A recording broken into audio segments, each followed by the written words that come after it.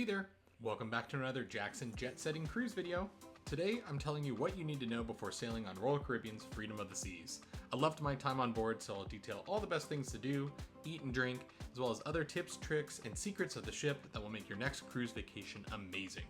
So let's get going, but before we do, if you like cruise content, please subscribe to our channel, give this video a like, and leave us a comment. It really helps us out. First thing you should know is that Freedom of the Seas was launched in 2004 as the very first Freedom class ship built by Royal Caribbean, hence the name of the class. So it's currently 19 years old. I love the Freedom class ships since they're just a slightly larger version of the Voyager class ships. These are the very best designed ships in my opinion that Royal Caribbean sails. Even if they're a little bit older now, they cram a lot on board but have way less cabins than their larger sisters in the Oasis and Quantum class of ships. They also have a ton of glass and a lot of great ocean views on board, so that's definitely something that's a little bit different than the Oasis class. If you want a full tour of this ship, check out our Freedom of the Seas full ship tour on our channel, which we've noted below in the show notes. Even more importantly, Freedom of the Seas underwent a $116 million renovation in 2020 that completely revitalized the ship. Royal Caribbean calls this an amplification, and it has taken a lot of things that have worked on some of the newer ships and larger ships and fit them on board their older ships. Added during this amplification were the Caribbean pool deck, re-theme, Playmaker sports bar, the Perfect Storm water slides, Giovanni's Italian kitchen, and a flow rider, among other things. Even better, most of these activities are free. Next, if you're sailing on Freedom of the Seas in the near future, you're likely sailing out of Miami. The port is right next to downtown Miami and the airport, so it's an easy transfer to the ship.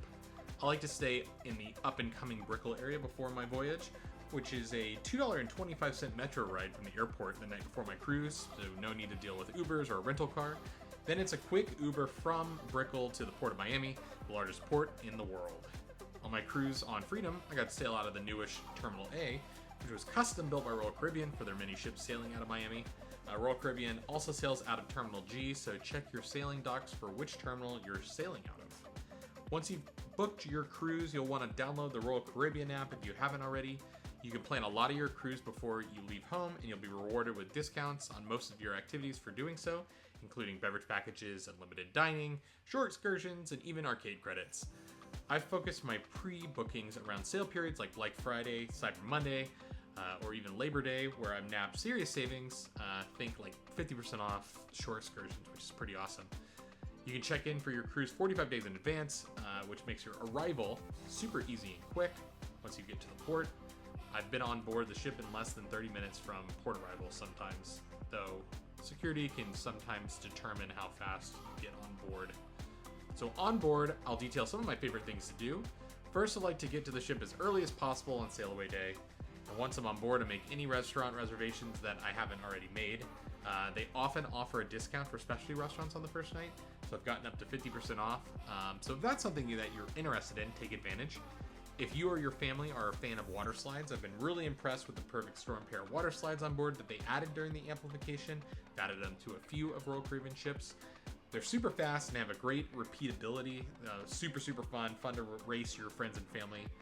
So if you can, board early and beeline to those water slides, which can open around noon on sail away day. You'll experience no lines versus the sea days later on your cruise. Same goes for the flow rider. Keep in mind that waivers need to be signed for all activities, so if you're traveling with a minor, you'll need to be there to sign for them. When it's time to dine, I do have a few tips for on board. Freedom of the Seas features a Windjammer Cafe, of course, and a main dining room, like all the other ships across Royal Caribbean's fleet. If you're using My Time Dining, which allows you to kind of dine whenever you want, I would be sure to reserve the times that you want in advance, like as soon as you get on board the ship and connect to the Wi-Fi. You can do that every night of your vacation, and there's no need to buy an internet plan to use this app, by the way. Wait times can get crazy for a table, so this is why I'm kind of suggesting this, especially if you're not willing to share a table with another party. I like to pick at least one specialty dining meal each trip as well, so I personally like Giovanni's Italian the best on this ship, the ossobuco dish being my favorite dish. If you're looking to save some money, consider dining at lunch rather than dinner. The menus are a bit more limited than dinner, but you may save some money, and popular favorites are still on that menu. I have two favorite bars on board.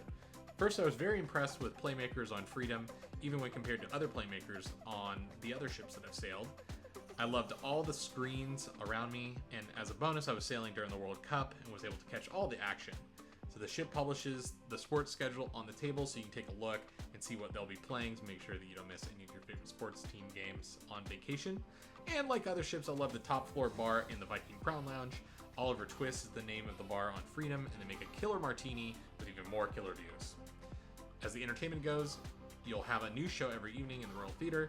Some of these could be Broadway style, like their show Marquee, which are all the classic Broadway hits. I like the variety acts a little bit more than singing and dancing, but I know there are some that believe the stage shows to be more appealing.